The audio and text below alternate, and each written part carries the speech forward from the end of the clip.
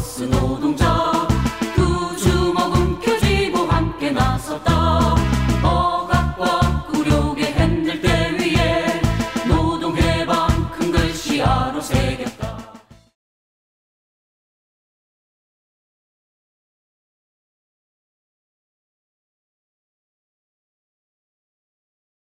일단 환경적 부분 속에서는 이런 게 있는 것 같습니다. 이 성과위원을 주기 위해서 버스 노동자들의 어떤 서비스에 대한 관련된 부분들, 그다음에 배차 정시성 관련된 부분들 여러 가지들을 갖다가 이제 암행 감찰이나 다양한 걸 통해서 지금 확인을 하는데, 이 사업펀드가 들어오면서 바뀐 부분이 뭐가 있냐면, 이제 그 강북에 있는 D라는 회사를 말씀 좀 드릴게요. 기존에는 현장에서 관행적으로 행해왔던 어떤 복지적 측면들이나 이런 부분들이 다 사라져요. 그러면서 이게 어떤 형태로 만들어지냐면, 서비스 평가에 나와 있는 그 매뉴얼상 거기까지만 딱 맞추는 거예요. 그러니까 요거만 맞추면 성과위원회 관련된 부분은 보장이 된다는 거죠. 근데 그 전에는 다시 말해서 애누리가 좀 있었습니다. 현장 내에서도. 그 사업주의 흐름에서 조금만 돈이 더 나가더라도 애누리라는 게 존재했었는데, 이런 것들이 다 사라져요. 관리 체계의 가장 큰 많이 바뀌었죠. 그전에는 이제 쉽게 하면 차량 뭐 이상 유무, 또 배차 조율, 뭐 시시때 때 뭐 이렇게 변하는 시간대에 맞춰서 교통량에 맞춰서 배차 시간을 조정해 줬는데, 사모펀드가 들어오고 나서 가장 핵심적인 게 구조 조정이잖아요. 그러다 보니까 인원 축소, 통합 배차, 뭐 그리고 우리 경진역에 K사만에 영업소가 있었는데 지금은 영업소 통합, 그리고 수원역에 용남, 뭐 경진, 제부, 남양 이렇게 통합적으로 관리 시스템을 하다 보니까 아무래도 소홀할 수밖에 없죠. 차 관리가 아무래도 소홀할 수밖에 없다. 그리고 이런 부분, 그리고 모든 시스템이 수익 구조로 이익을 창출해야 된다는 그 생각만 있지, 실질적으로 서비스 도민들이나 이런 시민들한테 대중교통으로서 서비스를 좀 향상시키겠다라는 그런 거를 느껴본 적이 없습니다. 그냥 사모펀드가 들어오고 나서 그냥 그게 그냥 그 얘기가 나오기를, 통합 정비하면서 그냥 사모펀드는 돈을 그냥 버는 게 목적이기 때문에 처음에 그냥 기사님들 같은 경우 인원 감축이 안 될 수밖에 없어요. 그 감축할 수 있는 인원이 정비 쪽하고 그냥 사무실 직원들 쪽, 그다음에 식당 청소하는 아줌마들 이런 쪽이거든요. 그래서 보니까는 그 정비 쪽하고 식당 아줌마 쪽을 영역으로 해서 통합을 시킨다, 그런 얘기가 있더라고요. 그래서 전에 한번 저기 투자기획서를 보니까는 그런 내용이 나와 있었고, 안 좋아지는 것은 이게 통합 정비를 하다 보니까는요, 그냥 각각 정비사들이 소속이 틀리다 보니까 아무래도 소속감도 없어질 뿐더러 뭐 타회사차 이렇게 구성하고 그러면 서로 뭐 미루지는 않는데 아무래도 조금 불편한 경우는 있긴 있더라고요. 근데 이제 저는 이제 일부 언론에서 그 준공영제를 아무 문제가 없는데 사모펀드가 들어와서 더 문제가 되고 있다, 이런 거에 대한 접근은 굉장히 위험하다고 봐요. 그 이유 중에 하나가 애초에 준공영제 제도 자체가 문제였기 때문에 기생자본이고 투기자본인 사모펀드가 들어올 수밖에 없는 환경을 만든 거예요. 아까도 좀 전에 말씀을 드렸지만은 준공영제 제도 자체가 기본적으로 진입하기 어려운 환경, 다시 말해서 공공성이 강화되고 투명성이 담보된다고 하면 지금처럼 투기자본인 사모펀드가 들어올 수 있는 이런 환경이 안 되거든요. 그러니까 뭔가 수익이 발생된다는 걸 알기 때문에 이 사모펀드가 지금 계속 들어오고 있는 상황이기 때문에 결국 문제는 사모펀드가 문제가 아니고 현행의 지금 제도인 준공영제 제도가 문제다, 이렇게 말씀드릴 수 있을 것 같습니다. 용인경찰은 처음에 그 수요조사를 잘못해서요, 17만 명이 그 수요조사를 잡혔어요. 그러다 보니까 많은 돈을 물어주게 됐었는데, 이제 막상 타고 보니 한 3만 명, 4만 명 타고 있거든요. 근데 그때 그때 이제 17만 명은 너무 많은 돈을 물어줘야 된다라고 이제 용인시에서 그 전 시장이 있었고 다음 시장으로 바뀌면서 이제 이거는 너무 그 지속하기 어렵다라는 판단하에 이제 계속 협상이었는데 협상을 또 잘못해서 이제 그 계약을 취소가 됐습니다. 그래서 그 용인경찰서를 지었던 봄바디오라는 회사한테 이제 한 8천억 가량을 국제소송에서 져서 무너지게 됐고요. 이제 그 다음에 이제 지어놨던 거니까 다시 운행을 하기 위해서 재구조화를 하게 됐습니다.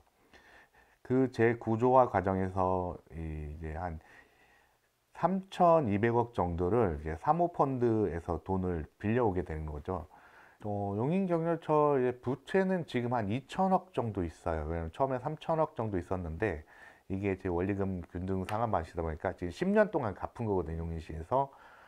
아까 처음에 했지만 1년에 80억, 100억 이렇게 해서 이자는 좀 더 많습니다. 그래서 계속 갖고 있는데 지금 2천억 정도 남아 있고요.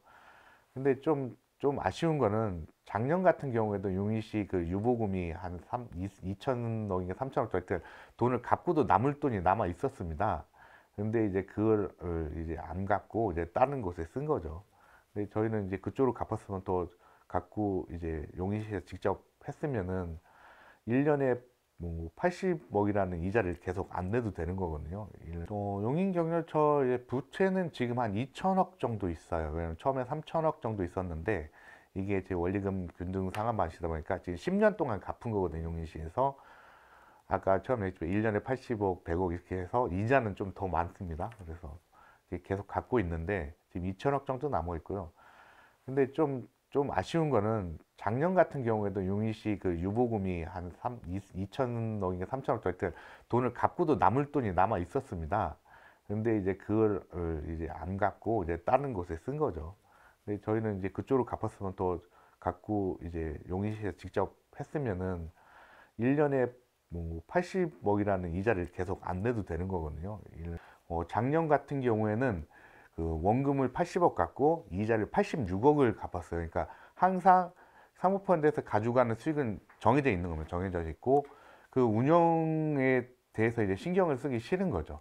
계약은 그렇게 돼 있다 보니까 다른 이제 운영회사를 둬서 이거는 니네들이 아무 문제 없이 운영을 해라 라고 하고 있는데 여기서 문제가 생기는 것은 지금 사모펀드에서 만든 운영사까지는 용인시에서 그 회계를 볼 수가 있어요. 근데 그러니까 그 시행사까지는 회계를 볼 수가 있는데 운영사로 내려오다 보니까 그 영업상 비밀이라는 핑계로 그 용인시에서 연 한 220억에서 260억 변동이 있는데 그렇게 받고 있으면서도 그 돈을 어디에 어떻게 썼는지 확인을 못 하고 있습니다.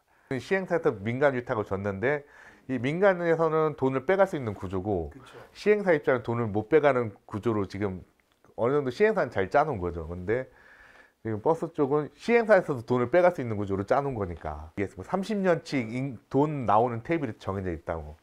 그게 물가 인상 모이고 다 해서 그냥 이대로 다 주게 돼 있어요.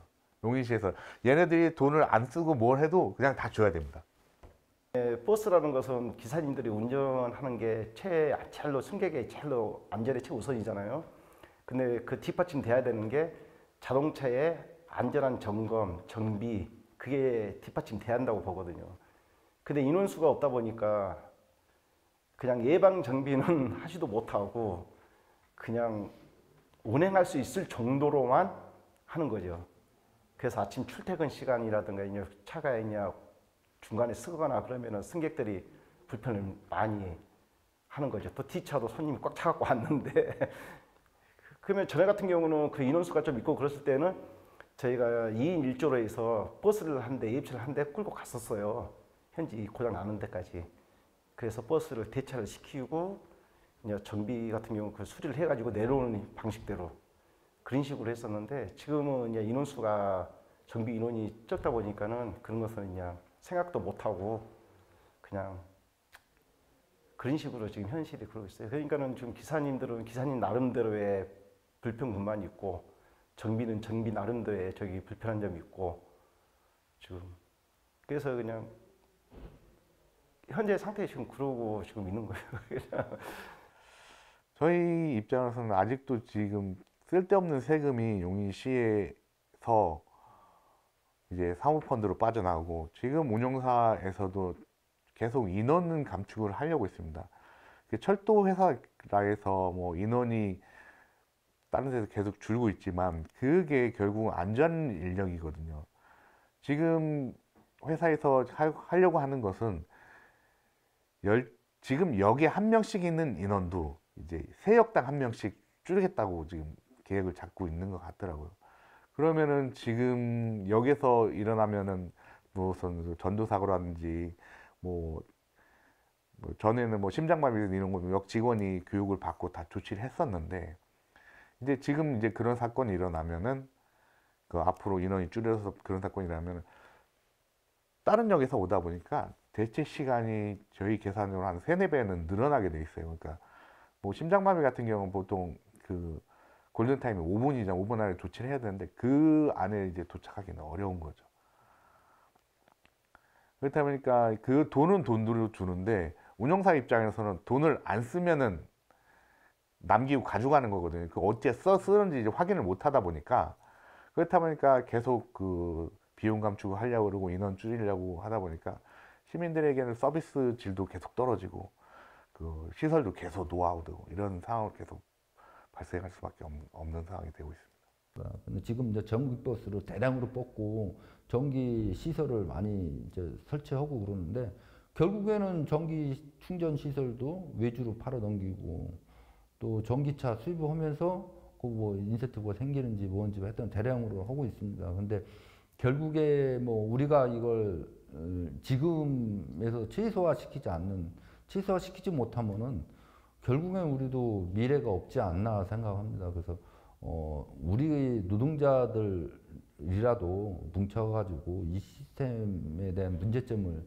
계속 제시해서 법제화시켜서 이제 펀드사가 두 번 다시 공공성에 있는 우리 대중교통에 투자 못하도록, 그리고 이 수익 구조를 좀 바꿀 수 있는, 그리고 이게 공공 수익금 국민의 세금으로 주식 배당을 못하게끔 하는 제도, 이런 법제화를 만들기 위해서는 우리 노동자들이 똘똘 뭉쳐서 정치인들한테 좀 표현을 해야 되지 않나라는 생각이 듭니다. 지금 그 사모펀드가 지금 사회 간접 자본, 그러니까 사회 기반 시설이죠. 그쪽에 들어와서 많은 이득을 보고 가고 있습니다. 그 이득은 결국 그 시민의 세금을 통해서 보존해 주는 거거든요. 그런데 그 이득을 보존한 만큼 그 서비스나 안전에 투자를 하면 상관없는데, 그 사회 그 민간 자본이라는 자체가 이익을 우선시하다 보니까 최소한의 안전과 최소한의 서비스만 지향하게 되어 있습니다. 그렇다 보니까 이용하는 그 시민들이며 이제 이용하는 그 시민들은 점점 더 안 좋은 서비스, 점점 더 불안전한 이제 대중교통을 이용하게 되죠. 대중교통 자체가 한번 사고가 나면 큰 사고가 날 수밖에 없습니다. 그리고 그래서 조금 더 안전에 더 힘을 써야 되는 거고, 그러니까 지금 그 방향이 그렇게 하고 있는데, 저희는 이제 뭐 사모펀드 민간 자본 몰아내고 이제 그 나라에서 직접 하는 공영화를 되게 바라고 있고요. 그러니까 지금 상황에서 그 시민들은 이 상황을 모르고 있는 분들이 많은 것 같아요. 그래서 정확한 상황을 이제 공유하고 알리면은 그 시민들과 같이 이야기를 하면 바뀔 일이라고 생각합니다.